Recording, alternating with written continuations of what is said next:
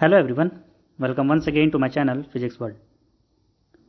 So last class में हमने CTET PYQ से रिलेटेड दिसंबर 2019 में जो पेपर आया था, पेपर सेकंड, उसका फर्स्ट पार्ट कर लिया था.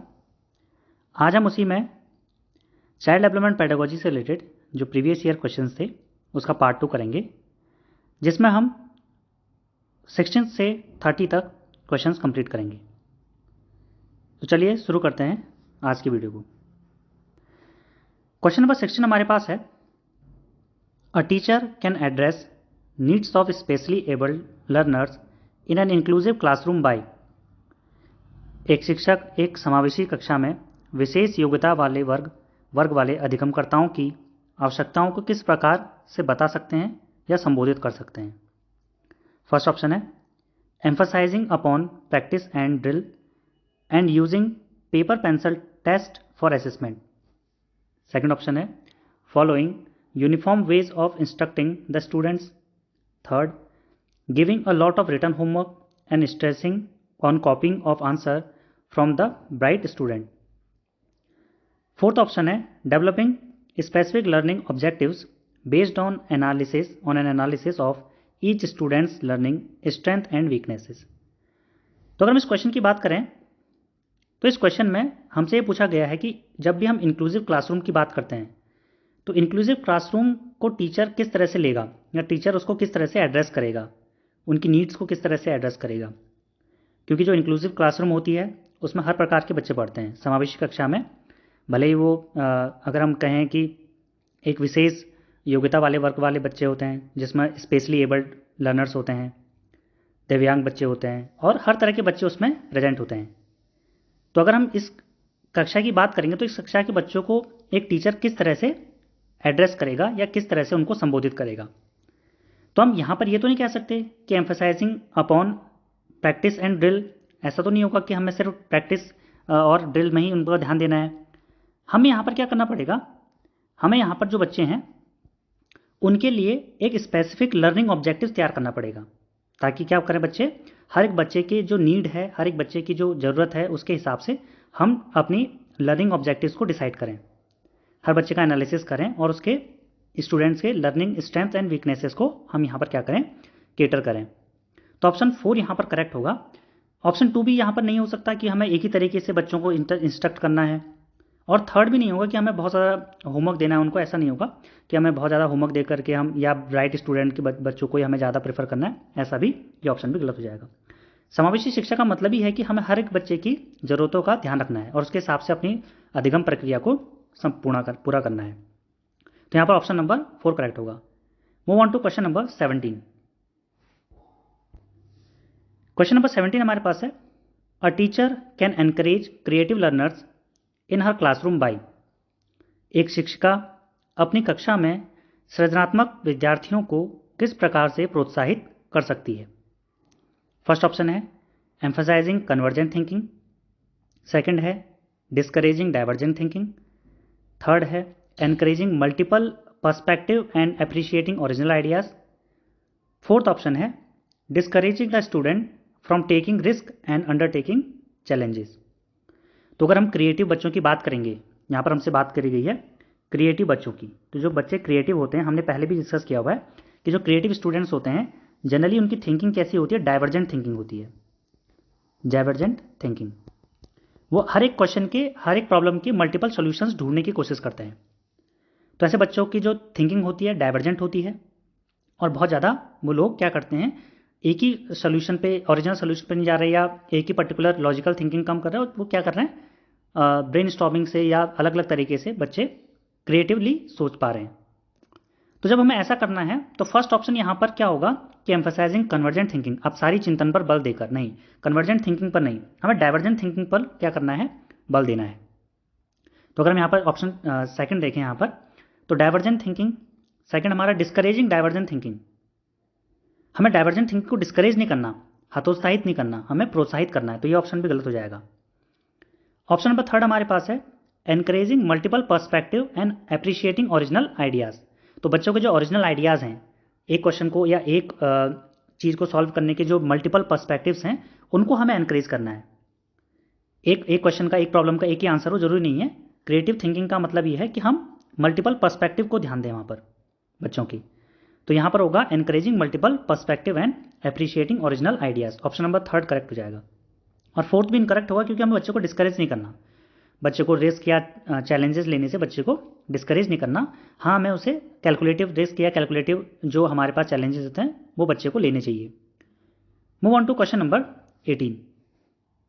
क्वेश्चन नंबर 18 हमारे पास है, which of the following factors supports meaningful learning in the classroom.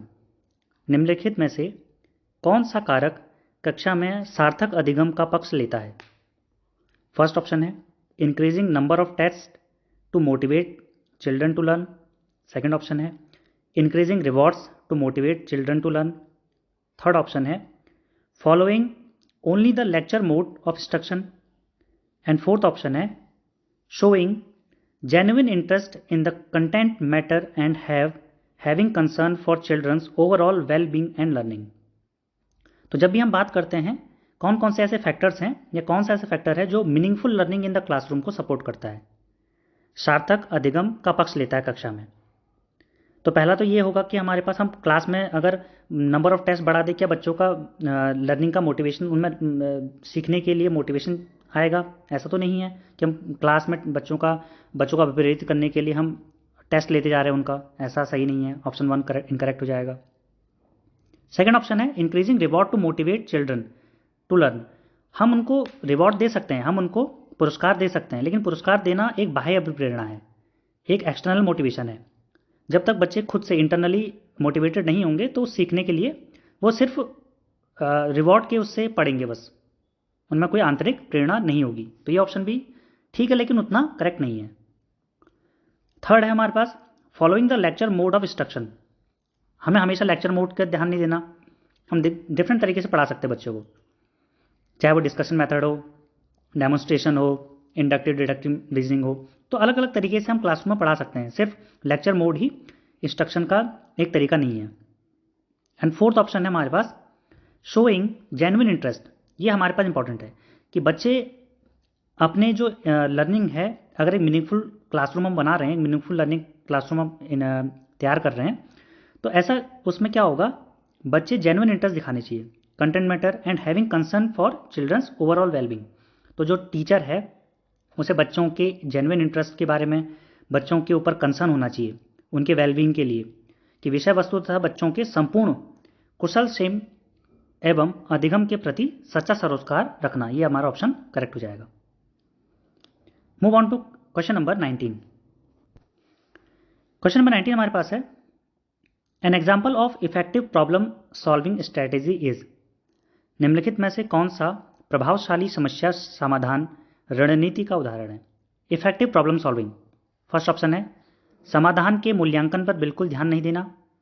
Second option है क्रियात्मक अनम्यता, एक वस्तु के केवल परंपरागत कार्य पर ध्यान देना। थर्ड ऑप्शन है प्रतिक्रिया निर्धारण, समस्या प्रस्तुतिकरण के एक ही आयाम में सीमित रहना। फोर्थ ऑप्शन है साधन साध्य विश्लेषण, समस्या को अनेक उपलक्ष्यों में विभाजित करना। तो अगर हम एक इफेक्टिव प्रॉब्लम सॉल्विंग स्ट्रेटेजी की बात करें तो पहला ऑप्शन तो बिल्कुल इनकरेक्ट हो जाएगा, क्योंकि हमें इसमें क्या कहा है, not paying attention and attention to evaluating the solution. अगर हम समस्या पर ध्यान नहीं देंगे तो उसका सॉल्यूशन कैसे निकालेंगे, तो ऑप्शन फर्स्ट इनकरेक्ट हो जाएगा। सेकंड है फंक्शनल फिक्सेडनेस, क्रियात्मक अनियमितता। इसमें क्या होगा, हम केवल परंपरागत कार्य पर ध्यान देते हैं कि एक प्रॉब्लम प्रॉब्लम को सॉल्व कर रहे हैं और कैसे सॉल्व कर रहे हैं, कन्वेंशनल फंक्शन से कर रहे हैं। तो ऐसा नहीं होगा कि हमें बिल्कुल कन्वेंशनल मेथड से ही जाना है, हम क्रिएटिव थिंकिंग वहाँ पर यूज़ कर सकते हैं, डिफरेंट वेज को अपना सकते हैं। तो ये ऑप्शन भी इनकरेक्ट होगा। थर्ड है getting stuck on a way of representing problem, हम एक ही आयाम में सीमित रहते हैं, ऐसा भी नहीं करना, हमें मल्टी डायमेंशनल अप्रोच अपनानी होगी, हमें डिफरेंट तरीके से उसको सॉल्व करने की कोशिश करनी होगी। तो उसके लिए हमें क्या करना पड़ेगा, मीन्स एंड एनालिसिस का इस्तेमाल करना पड़ेगा, जिसमें हम क्या करेंगे, जो हमारा प्रॉब्लम होगा उसे सब गोल्स में डिवाइड करेंगे, छोटे छोटे पार्ट्स में डिवाइड करेंगे, फिर हर एक पार्ट को एट अ टाइम हम लेंगे और उसको सॉल्व करने की स्ट्रेटजी बनाएंगे। तो ये हमारी क्या है, साधन साध्य विश्लेषण जो होगा, जिसमें समस्या को हम क्या करते हैं, different number of sub level goals में या सब गोल्स में डिवाइड करते हैं, वो हमारा एक इंपॉर्टेंट स्ट्रेटेजी रहेगा। तो ऑप्शन यहाँ पर 4 करेक्ट हो जाएगा। Move on to question number 20। Question number 20 हमारे पास है, which of the following is not an effective strategy for teaching learning. निम्नलिखित में से कौन सी शिक्षण अधिगम के लिए एक प्रभावशाली शिक्षण प्रणाली नहीं है।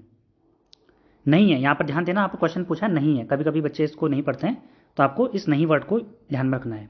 फर्स्ट ऑप्शन है encouraging children to make intuitive guesses, बच्चों को अंतःदृष्टि के द्वारा अनुमान लगाने के लिए प्रोत्साहित करना। ये तो एक शिक्षण अधिगम को प्रभावी बनाता है, तो ये ऑप्शन सही होगा, लेकिन इस नॉट के हिसाब से गलत हो जाएगा।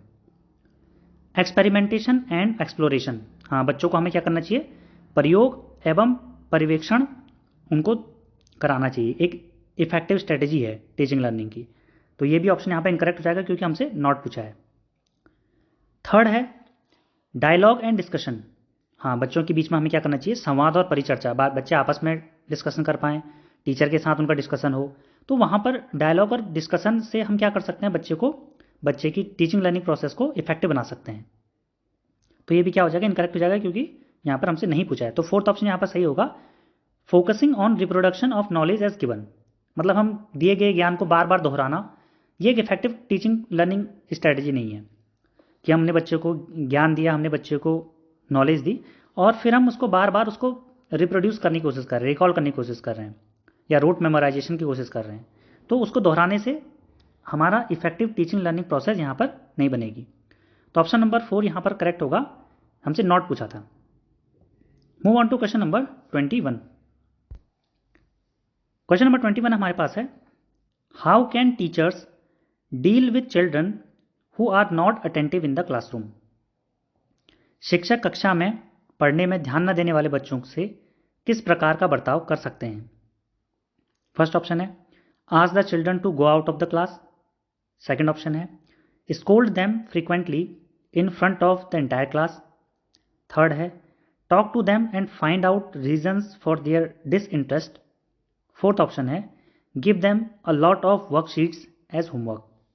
तो ऐसे बच्चे जो क्लास में ध्यान नहीं देते हैं, जिनमें क्लास में नॉन अटेंटिव है उनका बिहेवियर है और वो डिसिप्लिन नहीं है, बच्चे क्लास में जो टीचर सिखा रहा है उसको ध्यान नहीं देते हैं, तो अगर उसका इंटरेस्ट नहीं है क्लास रूम में, तो हमें उसको मारना पीटना नहीं है, कॉर्पोरल पनिशमेंट से कभी भी हम उसको एक अच्छा विद्यार्थी, अच्छा स्टूडेंट नहीं बना सकते। तो पहला ऑप्शन यहाँ पे इनकरेक्ट हो जाएगा कि बच्चों को कक्षा से बाहर जाने के लिए कहकर, नहीं, ऐसा नहीं है, ऐसा नहीं करना। पूरी कक्षा के सामने उन्हें बार बार डांटकर, ऐसा भी नहीं करना कि बच्चों के सामने उसको बार बार डांटे, इससे वो और ज़्यादा उस तरह का बिहेवियर शो करता है। थर्ड है हमारे पास उनसे बात करके तथा उनकी अरुचि का कारण जानने की कोशिश करके। ये सही ऑप्शन होगा कि उन्हें हमें पर्सनल बुलाना है और उनसे उनके डिसइंटरेस्ट के बारे में, उनकी कंडीशन के बारे में पूछना है, पता करना है कि वो क्यों क्लासरूम में इस तरह का बिहेवियर शो करते हैं, क्यों नॉन अटेंटिव है। और हमें उनको बहुत ज़्यादा काम दे करके भी हम उसको सही नहीं सुधार सकते। अगर हमें सुधारना है और उनके बच्चों को उनको सही क्लासरूम में सही डायरेक्शन देनी है, तो हमें क्या करना पड़ेगा, उनके रीजंस को फाइंड आउट करना पड़ेगा, क्योंकि वो उनका डिसइंटरेस्ट क्यों है। Move on to question number 22। यहाँ पर ऑप्शन नंबर 3 करेक्ट होगा। क्वेश्चन नंबर 22 हमारे पास है, constructivist approach suggest that dash is crucial for constructing knowledge. संरचनावादी उपागम बताता है कि डैश ज्ञान की संरचना के लिए अत्यंत आवश्यक है। पहला विद्यार्थी का पूर्व ज्ञान, दूसरा अनुबंधन, तीसरा दंड और चौथा यंत्रवत याद करना। तो जो कंस्ट्रक्टिविस्ट अप्रोच होती है वो कभी भी रोट मेमोराइजेशन को सपोर्ट नहीं करता, तो ऑप्शन डी यहाँ पर इनकरेक्ट हो जाएगा। थर्ड वाला जो ऑप्शन है पनिशमेंट, वो भी गलत होगा क्योंकि कंस्ट्रक्टिविस्ट कभी भी पनिशमेंट को सपोर्ट नहीं करते। कंडीशनिंग भी कंस्ट्रक्टिविस्ट की अप्रोच नहीं है। जो साइकोलॉजिस्ट है, कई साइकोलॉजिस्ट ने कंडीशनिंग को भी यहाँ पर इंपॉर्टेंट माना है, जिसमें हम स्टिमुलस रिस्पॉन्स थ्योरी की बात करते हैं, पर यहाँ पर कंडीशनिंग ऑप्शन नहीं होगा। जो कंस्ट्रक्टिविस्ट मानते हैं कि अगर हमें किसी बच्चे की नॉलेज को कंस्ट्रक्ट करना है या जब भी कोई बच्चा अपनी नॉलेज को कंस्ट्रक्ट करता है, तो उसमें जो सबसे इम्पॉर्टेंट क्राइटेरिया होता है या सबसे इंपॉर्टेंट जो अप्रोच होती है दैट इज़ बच्चे की प्रायर नॉलेज क्या है, विद्यार्थी का पूर्व ज्ञान कितना है। अब हम उसे बहुत ज़्यादा हायर लेवल की बात बता रहे हैं और उसका बेसिक भी वहाँ पर ठीक नहीं है, तो बच्चे का जो पूर्व ज्ञान है वो हमें ज़रूरी समझना पड़ेगा कि उसने पहले कितना सीखा है, उसकी लर्निंग कहाँ तक हुई है, क्या उसने देखा है वहाँ पे। तो ये सब हमें पहले पता होना चाहिए। प्रायर नॉलेज अगर हमें है तो हम क्या कर सकते हैं, उसके हिसाब से हम उसके नॉलेज को कंस्ट्रक्ट करने में हेल्प कर सकते हैं। तो ऑप्शन नंबर 1 यहाँ पर क्या होगा, करेक्ट होगा। Move on to question number 23। Question number 23 हमारे पास है, children construct naive theories about various phenomenon in this background of teacher should. बच्चे अनेक घटनाओं के बारे में सहजानुभूत सिद्धांतों की संरचना करते हैं। इस पृष्ठभूमि में एक शिक्षक को क्या करना चाहिए। फर्स्ट ऑप्शन है, challenge these conception of the children through dialogue. Second, dismiss these ideas that children have. Third, ignore children's ideas and theories. Fourth, scold the children for having these ideas that interfere with a teaching.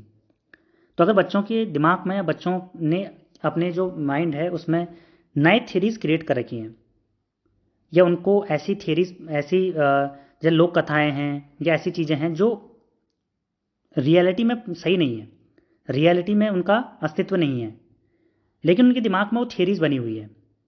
तो ऐसी theories को teacher अगर उनको दिखेगा तो उनको कैसे सही करेगा, या उनको कैसे हटाएगा, या कैसे उनको करेक्ट करेगा। तो हमको कभी भी बच्चे के आइडियाज़ को इग्नोर नहीं करना। तो थर्ड ऑप्शन यहाँ पे इनकरेक्ट हो जाएगा। और बच्चे को स्कोल्ड भी नहीं करना, डांटना भी नहीं है, क्योंकि उसके जो इंटरेस्ट है, उसके जो सोचने का तरीका है, जो उसका लेवल ऑफ थिंकिंग है, उस टाइम पर वो उतने ही थ्योरीज को बना पाया है, उसके जो एक्सपीरियंसेस हैं उसके हिसाब से वो थ्योरीज को बना पाया है। तो उसमें हम उसको स्कोल्ड नहीं करेंगे, डांटेंगे नहीं, डिसमिस भी नहीं करेंगे उस आइडियाज़ को। बस उस आइडियाज़ को डिसमिस करना है हमें, लेकिन चैलेंज करके, चैलेंज के रूप में हमें सही डायलॉग से या सही थ्योरीज से उनको चैलेंज करना है। अगर बच्चे के दिमाग में गलत थ्योरीज हैं तो सही थ्योरीज को दे करके, एग्जाम्पल्स दे करके बच्चे की उन थ्योरीज को क्या करना है, यहाँ पर करेक्ट करना है। तो ऑप्शन नंबर 1 यहाँ पर करेक्ट होगा, challenge these conception with of the children through dialogue. संवाद के द्वारा बच्चों की इन अवधारणाओं को चुनौती देनी चाहिए, जिससे बच्चा क्या होगा, अगर हम संवाद करेंगे, बच्चे के साथ डायलॉग करेंगे, तो बच्चे के अंदर जो नई थ्योरीज बनी हैं वो हम सही कर सकते हैं और करेक्ट थ्योरीज को बता सकते हैं बच्चे को। Move on to question number 24। Question number 24 हमारे पास है, the relationship between cognition and emotion is. संज्ञान एवं संवेग के बीच किस प्रकार संबंध होता है। फर्स्ट ऑप्शन है, independent of each other. Second option है, unidirectional emotion influence cognition. Third option है, unidirectional cognition influences emotion. Fourth option है, bidirectional a dynamic interplay between both. तो जो संज्ञान और संवेग के बीच में किस प्रकार का संबंध होता है, दोनों एक दूसरे से स्वतंत्र हैं। एक दिशेई संवेग संज्ञान को प्रभावित करता है, एक दिशेई संज्ञान संवेग संज्ञान संवेगों को प्रभावित करता है, और द्विदिशेई दोनों के बीच एक गतिशील पारस्परिक क्रिया है। तो अगर हम कॉग्निशन और इमोशन की बात करेंगे, तो मैंने आपको ये लास्ट क्लास में बताया था कि कॉग्निटिव जो थ्योरी होती है, जो कॉग्निशन होता है, हमारी जो संज्ञानात्मक संज्ञान होता है, कॉग्निशन, जो कॉग्निशन है और जो हमारे इमोशंस हैं वो कहीं ना कहीं एक दूसरे के साथ इंटर रिलेटेड होते हैं, ये दोनों एक अलग नहीं है।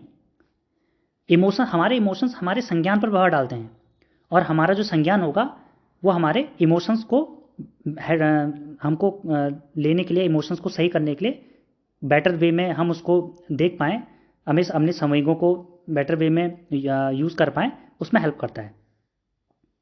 तो संज्ञान और संवेग आपस में क्या होते हैं, बाई डायरेक्शनल होते हैं, सिंगल डायरेक्शनल नहीं होते, यूनि डायरेक्शनल नहीं होते, बाई डायरेक्शनल होते हैं, जिसमें दोनों के बीच में क्या होता है, डायनेमिक इंटरप्ले होता है। दोनों क्या करते हैं, एक दूसरे के बीच में गतिशील पारस्परिक क्रिया करते हैं। तो यहां पर क्वेश्चन नंबर 24 का आंसर फोर्थ यहां पर करेक्ट हो जाएगा। Move on to question number 25। Question number 25 हमारे पास है, which of the following factors affect learning. Interest of students, emotional health of the student, pedagogical strategies. Fourth option है social and cultural context of the student.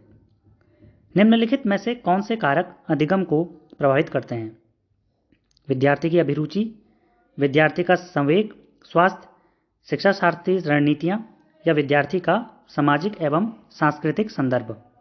तो अगर हम इसको देखें यहाँ पर, तो कौन से फैक्टर्स ऐसे होते हैं जो बच्चे की लर्निंग को अफेक्ट करते हैं? तो पहला ऑप्शन बिल्कुल करेक्ट है, इंटरेस्ट ऑफ द स्टूडेंट। अगर बच्चे का इंटरेस्ट है पढ़ने में तो बिल्कुल वो अच्छा सीखेगा। अगर उसका इंटरेस्ट ही नहीं है तो वो अच्छी लर्निंग या उसकी जो लर्निंग है, अधिगम है, वो बेहतर नहीं हो पाएगा। तो बच्चे की अभिरुचि होनी चाहिए, बच्चे का जो इंटरेस्ट होना चाहिए वो लर्निंग के प्रति होना चाहिए, उस टॉपिक के प्रति, उस विषय के प्रति होना चाहिए। सेकंड है इमोशनल हेल्थ, कि बच्चा इमोशनली अच्छा हो, इमोशनली वो क्या हो, हेल्दी हो। अगर वो इमोशनली वीक है तो वो अच्छे से सीख नहीं पाएगा। तो इमोशनल हेल्थ भी बहुत ज़्यादा ज़रूरी है। ऑप्शन सेकंड भी करेक्ट है। पेडागोगिकल स्ट्रैटेजीज, जिसको हम बोलते हैं शिक्षा शास्त्रीय रणनीतियाँ। तो जो टीचर है जिस मेथड से बच्चे को सिखा रहा है, टीचिंग कर रहा है या लर्निंग प्रोसेस जो चल रही है, तो उसकी जो मेथड है, पेडागॉगी है, वो भी इंपॉर्टेंट है। किस तरीके से हम सिखा रहे हैं। जैसे साइंस के प्रोजेक्ट होते हैं तो हमें उसमें डेमोस्ट्रेशन करके बच्चों को सिखाना होता है। अगर हम डेमोस्ट्रेशन ना देखें या थ्योरी से या लेक्चर से ही बताएंगे सिर्फ, तो साइंस को हम बेहतर तरीके से नहीं बता पाएंगे। तो साइंस में जो एक्सपेरिमेंट्स होते हैं उनमें हम क्या करते हैं, वही पेडागोगिकल स्ट्रेटजीज़ का इस्तेमाल करते हैं। तो जो पेडागोगिकल स्ट्रेटजी होती हैं, डिफरेंट टाइप की हम स्ट्रेटजीज़ का जब हम इस्तेमाल करेंगे, उनको ऑडियो विजुअल एड से दिखाएंगे या हम उनको एक्सपेरिमेंट करके दिखाएंगे, डेमोन्स्ट्रेशन करके दिखाएंगे, तो बच्चा ज़्यादा अच्छे तरीके से सीखेगा। तो ये ऑप्शन थर्ड यहाँ पर करेक्ट होगा। फोर्थ ऑप्शन है social and cultural context of the student. और हमें पता होना चाहिए जो बच्चे का सोसाइटी है, बच्चे का जो कल्चर है, वो भी उसके लर्निंग में इफेक्ट डालता है, तो लर्निंग को इफेक्ट करता है। तो यहाँ पर ध्यान देना है, ये सारे के सारे ऑप्शंस क्या हैं, करेक्ट हैं। तो ऑप्शन 4 यहाँ पर करेक्ट होगा, 1, 2, 3 एंड 4। तो ये सारे के सारे ऑप्शन यहाँ पर बच्चे की लर्निंग को अफेक्ट करेंगे। Move on to question number 26। Question number 26 हमारे पास है, dash are an important aspect of process of meaningful construction of knowledge. निम्नलिखित में से क्या ज्ञान के सार्थक संरचना की प्रक्रिया का एक महत्वपूर्ण पहलू है? फर्स्ट ऑप्शन है सोशल इंटरैक्शंस, सेकंड ऑप्शन है drill and repetitive recall, third है rewards and punishment, fourth option है स्टिमुलस रिस्पॉन्स एसोसिएशंस। निम्नलिखित में से क्या ज्ञान के सार्थक संरचना, जो हमारा जो process of meaningful construction of knowledge है, उसमें कौन सा एक इंपॉर्टेंट एस्पेक्ट है? ड्रिल और रिपीटेटिव रिकॉल नहीं होगा, सेकंड ऑप्शन आपका इनकरेक्ट हो जाएगा। क्यों? क्योंकि हम रिपीटेटिव रिकॉल एक construction of meaningful construction of knowledge नहीं करता। रिवॉर्ड्स एंड पनिशमेंट भी गलत हो जाएगा यहाँ पर, क्योंकि रिवॉर्ड्स एंड पनिशमेंट से बच्चा सिर्फ एक्सटर्नली मोटिवेटेड होता है काम करने के लिए, उसमें मीनिंगफुल लर्निंग या मीनिंगफुल कंस्ट्रक्शन ऑफ नॉलेज नहीं होती है। फोर्थ ऑप्शन है स्टिमुलस रिस्पॉन्स एसोसिएशन, उसमें भी सेम होता है कि हम बच्चे को स्टिमुलस दे रहे हैं, बच्चे को हम एक उद्दीपन दे रहे हैं और बच्चा क्या कर रहा है, उसके हिसाब से प्रक्रिया कर रहा है, खुद से मोटिवेटेड नहीं है, तो उसमें क्या नहीं होगा, वहाँ पर वो मीनिंगफुल लर्निंग नहीं हो पाएगी। लेकिन जो सोशल इंटरेक्शंस हैं, सामाजिक परस्पर प्रक्रियाएं हैं, अगर हम बच्चे को कोलैबोरेटिव लर्निंग से सिखाते हैं या प्रोजेक्ट मेथड से सिखाते हैं, डिस्कशन से सिखाते हैं, सोसाइटी में उसका रोल इंपॉर्टेंट है, तो सोशल इंटरेक्शन बच्चे के लिए बहुत इंपॉर्टेंट होती है। उसमें क्या करता है, मीनिंगफुल लर्निंग उसके बच्चे की डेवलप होती है। अलग अलग लोगों से उनके जो एक्सपीरियंसेस होते हैं, बच्चे जब उनको देखते हैं, सीखते हैं, उनसे सुनते हैं, तो बच्चे और ज़्यादा क्या होते हैं, मीनिंगफुल लर्निंग को क्रिएट कर सकते हैं, उनकी लर्निंग और ज़्यादा मीनिंगफुल हो सकती है। Move on to question number 27। इसका आंसर फर्स्ट करेक्ट हो जाएगा। क्वेश्चन नंबर 27 हमारे पास है, when students repeatedly engage in any activity such as design and conduct an experiment to earn a reward that is not directly related to that activity, such as earn a star or badge, they are likely to। जब विद्यार्थी पुरस्कार पाने की इच्छा से बार बार किसी गतिविधि को करने का निर्णय लेते हैं, जैसे कि एक प्रयोग का नियोजन एवं संचालन करना, जो कि प्रत्यक्ष रूप से उस गतिविधि से संबंधित नहीं है, जैसा कि एक स्टार या बैच प्राप्त करना, ऐसी स्थिति में क्या संभावना उत्पन्न होती है? First, develop materialistic attitude towards learning. Second, enjoy learning for the sake of understanding, persist in doing the activity even without the knowledge, and fourth one, set mastery goals for themselves rather than work to please others। तो एक बच्चा है, वो किसी काम को करता है, किसी एक्टिविटी में पार्ट करता है। और कैसे पार्ट करता है? जैसे कोई डिज़ाइन एक्टिविटी है या एक्सपेरिमेंट है, उसमें वो एंगेज होता है। और वो सिर्फ एंगेज इसलिए हो रहा है क्योंकि उसको वहाँ रिवॉर्ड मिल रहा है। उसको वहाँ पर क्या हो रहा है? एक स्टार मिल रहा है, एक बैज मिल रहा है, उसके लिए वो वहाँ पर उस एक्टिविटी में एंगेज हो रहा है बार बार। तो इससे बच्चे के दिमाग में या बच्चे के जो मन में है इस लर्निंग के प्रति कैसे एक भावना उत्पन्न होगी? तो वो अधिगम के प्रति क्या होगा? क्या वो लर्निंग को एंजॉय करेगा अंडरस्टैंडिंग के लिए? नहीं, वो सिर्फ रिवॉर्ड पाने के लिए उसको कर रहा है। ऑप्शन बी इनकरेक्ट हो जाएगा। Persist in doing the activity even without the reward, नहीं, अगर वो बार बार रिवॉर्ड पाने के लिए कर रहा है तो अगर हम रिवॉर्ड को हटा दें तो वो बिना पुरस्कार के बिना वो गतिविधि नहीं करेगा। फोर्थ ऑप्शन है set mastery goals for themselves. यहाँ पर ये भी नहीं हो रहा, वो सिर्फ उसका मन है कि उसको बैज मिल जाए, स्टार मिल जाए, वो सिर्फ रिवॉर्ड पाने के लिए उस चीज़ को कर रहा है। तो अगर बच्चा सिर्फ रिवॉर्ड पाने के लिए सीखेगा, बच्चा सिर्फ रिवॉर्ड पाने के लिए लर्निंग करेगा, तो उसके अंदर जो लर्निंग के लिए एटीट्यूड डेवलप होगा वो मटेरियलिस्टिक अप्रोच डेवलप होगी। बच्चा सिर्फ जो सीखना अधिगम है उसके प्रति भौतिकतावादी अभिवृत्ति का विकास करेगा। उसके अंदर क्या होगा? उसके मन में सिर्फ मटेरियलिस्टिक एटीट्यूड डेवलप होगा। वो सीखने के पर्पज़ से या क्रिएटिव पर्पज़ से या डेवलपमेंट के पर्पज़ से नहीं जाएगा वहाँ पर। वो सिर्फ ये सोचेगा कि अगर मैं सीखूंगा, अगर मैं ये एक्टिविटी में पार्ट करूंगा तो मुझे रिवॉर्ड मिलेगा। तो उसके अंदर मटेरियलिस्टिक एटीट्यूड डेवलप हो जाएगा। तो ऑप्शन 1 यहाँ पर करेक्ट हो जाएगा। Move on to question number 28। Question number 28 हमारे पास है the concept of childhood age. बाल्यावस्था की अवधारणा से क्या अभिप्राय है? First, universally the same across different cultural context. Second, a social construction according to contemporary socio constructivist theorist. Third option है that children are born evil and have to be civilised. Fourth option है that children begin with nothing at all and their characteristics are shaped entirely by environment। तो जो concept of childhood है, जो बाल्यावस्था की अवधारणा है, उससे क्या मतलब है? क्या उससे मतलब ये है कि यूनिवर्सली हर जगह डिफरेंट कल्चरल कॉन्टेक्स्ट में सेम रहता है? नहीं, जो हमारा कल्चरल अलग अलग कल्चरल कॉन्टेक्स्ट में बाल्यावस्था की अवधारणा अलग अलग है, तो ये यूनिवर्सली सेम नहीं है, हर जगह सेम नहीं है। विभिन्न सांस्कृतिक संदर्भों में ये अलग अलग है, विभिन्न है। Second option, a social construction according to contemporary socio constructivist theorist. हाँ, ये ऑप्शन सही है कि ये सोसाइटी सोशल कंस्ट्रक्शन है। जो किसने बनाया? सामाजिक संरचनावादी मनोवैज्ञानिकों के अनुसार यह एक सामाजिक संरचना है। तो जो बाल्यावस्था है एक सामाजिक संरचना है। किसका मानना है? सामाजिक संरचनावादी मनोवैज्ञानिकों के अनुसार। थर्ड ऑप्शन यहाँ पर इनकरेक्ट हो जाएगा क्योंकि बच्चे इविल नहीं है। बिल्कुल यहाँ पर एक डिफरेंट यहाँ पर दे दिया है कि बच्चे दुष्ट रूप में पैदा होते हैं, ये इनकरेक्ट हो जाएगा। फोर्थ ऑप्शन भी इनकरेक्ट है कि the children begin with nothing at all, their characteristic are shift entirely by environment. ऐसा नहीं है, कुछ वो हेरिडिटी से लेकर के भी आते हैं। जो डेवलपमेंट होता है, हमने पढ़ा भी है, डेवलपमेंट क्या होगा? हेरिडिटी और इन्वायरमेंट का प्रोडक्ट होता है। तो कहीं ना कहीं डेवलपमेंट सिर्फ इन्वायरमेंट पर डिपेंड नहीं करता, वो हेरिडिटी पर भी डिपेंड करता है। तो यहाँ पर ऑप्शन बी करेक्ट होगा कि बच्चे का जो बचपन होता है या जो चाइल्डहुड का कॉन्सेप्ट है वो एक सोशल कंस्ट्रक्शन है। Move on to question number 29। Question number 29 हमारे पास है which of the following characterized the period of middle childhood.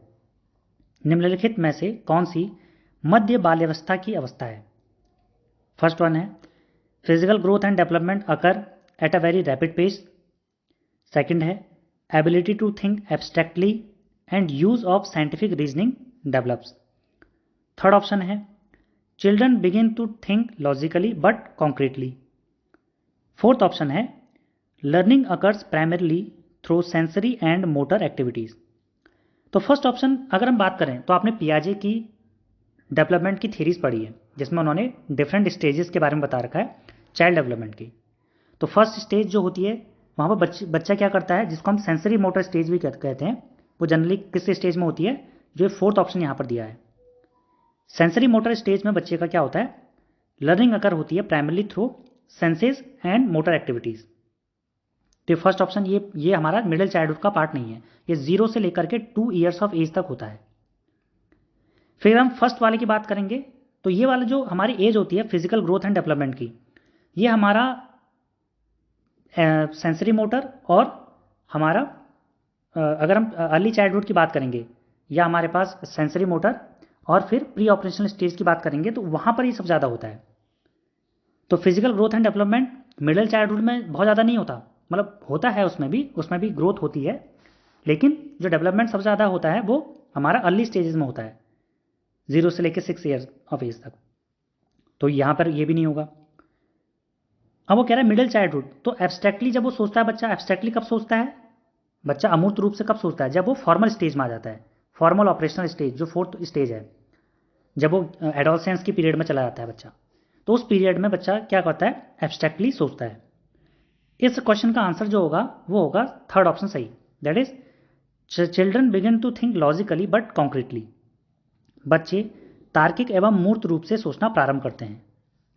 तो यहाँ पर बच्चे के अंदर एक तर्क डेवलप हो जाता है। तो ये कौन सी स्टेज है, इसको हम बोलते हैं कॉन्क्रीट ऑपरेशनल स्टेज। ये 3rd स्टेज है पियाजे की, जिसे हम बोलते हैं कॉन्क्रीट ऑपरेशनल स्टेज, और ये मिडिल चाइल्डहुड की स्टेज भी है, 7 से 11 वर्ष की उम्र है। तो यहाँ पर बच्चा लॉजिकली और कॉन्क्रीटली सोचना शुरू करता है, तो इसका आंसर 3rd करेक्ट हो जाएगा। Move on to question number 30। हाँ, ये आज की वीडियो का लास्ट क्वेश्चन होगा, जिसमें हमने 30 क्वेश्चन है, फैमिली एंड नेबरहुड आर, परिवार एवं पास पड़ोस बच्चे के समाजीकरण की मनोवैज्ञानिक एजेंसियां हैं, प्राथमिक एजेंसियां हैं, मध्य एजेंसियां हैं या द्वितीयक एजेंसियां हैं। जो फैमिली एंड नेबरहुड हैं वो साइकोलॉजिकल एजेंसीज फॉर चिल्ड्रन है, प्राइमरी सोशलाइजिंग एजेंसीज हैं, मिडिल सोशलाइजिंग एजेंसीज हैं या सेकेंडरी सोशलाइजिंग एजेंसी हैं। तो आपको ध्यान देना है, जो फैमिली है, family and neighbourhood, these are family and neighbourhood, these are primary socialising agencies. तो आपको इनके बारे में ध्यान देना है। जो फैमिली और नेबरहुड है वो हमारी प्राइमरी सोशलाइजिंग एजेंसीज हैं। वहीं पर जो स्कूल है, मीडिया है और अलग चीज़ें हैं, ये सब क्या हैं, ये हमारे पास सेकेंडरी सोशलाइजिंग एजेंसीज है। तो आपको एजेंसीज ऑफ सोशलाइजेशन, एक तो सोशलाइजेशन पढ़ना है, उसमें प्राइमरी सोशलाइजेशन क्या होता है, प्राइमरी एजेंसी क्या होती है, सेकेंडरी एजेंसीज क्या होती हैं, इनके बारे में आपको पता होना चाहिए। तो फैमिली और नेबरहुड क्या है हमारे पास, ये जब बच्चे का समाजीकरण होता है तो उसमें प्राथमिक एजेंसियाँ हैं, प्राथमिक एजेंसी की भूमिका निभाती है। तो बच्चे का जो सबसे पहला जो समाजीकरण होता है वो घर से होना शुरू होता है। तो ऑप्शन नंबर 2 यहाँ पर करेक्ट हो जाएगा। तो ये थे आज के 30 क्वेश्चंस। तो आपको अगर वीडियो पसंद आई है तो आप लाइक और शेयर और सब्सक्राइब कर सकते हैं। ऐसी वीडियो के लिए चैनल को सब्सक्राइब कर लीजिए। Thank you so much for today.